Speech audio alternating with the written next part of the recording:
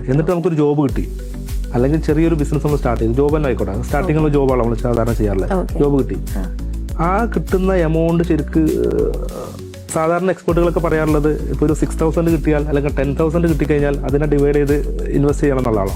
പക്ഷെ ഞാൻ പറയുന്നത്, നിങ്ങളൊരു ബിഗിനറാണ്, ചെറിയ എമൗണ്ട് നിങ്ങൾക്ക് കിട്ടുന്നുണ്ടെന്നുണ്ടെങ്കിൽ നിങ്ങളത് ഇൻവെസ്റ്റ് ചെയ്തിട്ട് നിങ്ങൾ ഫ്യൂച്ചറിലേക്ക് നോക്കുമ്പോൾ ചിലപ്പോൾ കുറേ കാലം കഴിയേണ്ടി വരും ആ ചെറിയ എമൗണ്ട് ഒരു ബിഗ് എമൗണ്ട് ആക്കി മാറണമെന്നുണ്ടെങ്കിൽ.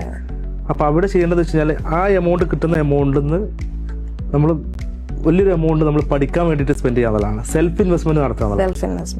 ഏത് റിച്ചായ ആളെടുത്ത് നോക്കൂ, ഏത് വെൽത്തിയായ ആളെടുത്ത് നോക്കൂ, അവർ പഠിച്ചിട്ടുണ്ടാവും. ചിലപ്പോൾ സ്കൂൾ വിദ്യാഭ്യാസം അല്ലെങ്കിൽ കോളേജ് വിദ്യാഭ്യാസം ഉണ്ടാവണമെന്നില്ല, പക്ഷെ അവർ സ്കില്ല് ഇമ്പ്രൂവ് ചെയ്തിട്ടുണ്ടാവും.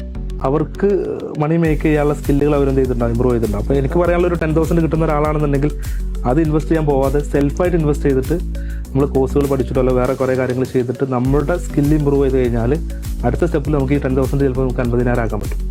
അപ്പോൾ അവിടെ നമുക്ക് എന്ത് ചെയ്യാൻ പറ്റും, ഇൻവെസ്റ്റ് ചെയ്യാൻ പറ്റും. അതിലൊരു 25% അല്ലെങ്കിൽ ഒരു 50% നമ്മൾ ഇൻവെസ്റ്റ് ചെയ്ത് കഴിഞ്ഞാൽ അതിന് റിട്ടേൺ വന്നു തുടങ്ങും. അപ്പോൾ ആദ്യം തന്നെ ഒരു 10,000 കിട്ടുന്ന ആൾ അല്ലെങ്കിൽ ഒരു 5,000 കിട്ടുന്ന ആൾ നേരെ പോയിട്ട് ഇൻവെസ്റ്റ് ചെയ്യാൻ പോകേണ്ട ആവശ്യമില്ല. അവർ സെൽഫായിട്ട് ഇൻവെസ്റ്റ് ചെയ്യുക, സ്കില്ല് ഇമ്പ്രൂവ് ചെയ്യുക.